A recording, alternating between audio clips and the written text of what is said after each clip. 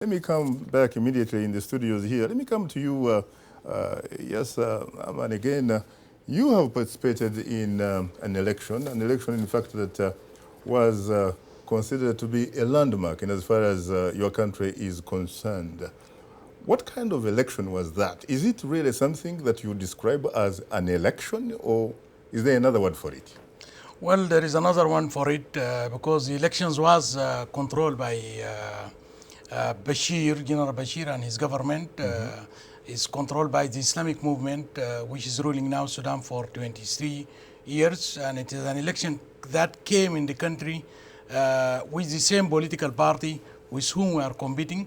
They committed a genocide against their own people, and they are continuing to commit this genocide in Darfur, in Blue Nile, in Nuba Mountain nowadays. And it came again in the background that this is a party discriminating against Sudanese and forced South Sudan to separate and to secede because of the vision of the Islamic movement. So it was really a terrible experience for the Sudanese people, and that a dictator who is indicted was elected again and was accepted by the international community. It's very interesting that you even use the word genocide. I mean, there are a lot of people, of course, who disagree with you. But if we talk about the government, for example, in as far as Sudan is concerned, and the ruling party, would you say that there is a difference, or are they in fact fused together? Is it that the ruling party controls the judiciary, controls the electoral commission, controls the legislature, controls the security forces, pretty much controls everything, almost perhaps even the air that people breathe, as a matter of fact? Yeah, well, it is when you are talking about a ruling party, you are not really talking about an experience of a ruling party in the Western countries or in some of the African countries.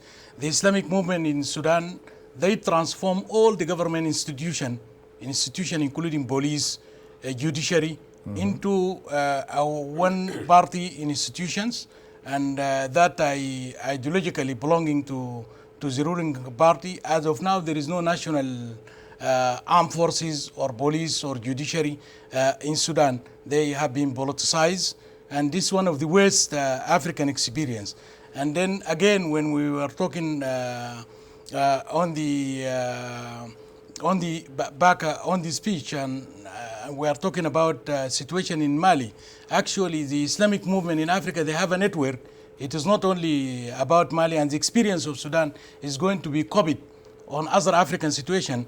The Egyptian Islamic movement, it is the second oldest African political party after the African National Congress. They are 85 years old.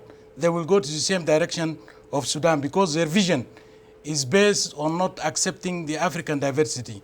The same of Libya, the same of the Shabab in Somalia, in Kenya. They are asking of the secession of the coast of Kenya. In Tanzania, they are calling for the secession of Zanzibar, Boko Haram in Nigeria. It is a network that is destabilizing Africa, starting from Sudan, Egypt, and Tunis, and it should be looked into it that way. In a country, frankly, or on a continent where most people tend to believe that whoever is in charge of the State House makes sure that the people they are related to are the first people to have access to goods and services. How come in your particular case it is different? Because the last time I checked, you are supposed to be a cousin to President Omar al-Bashir. Is that correct? Yeah, but we have two different perspectives, two different vision.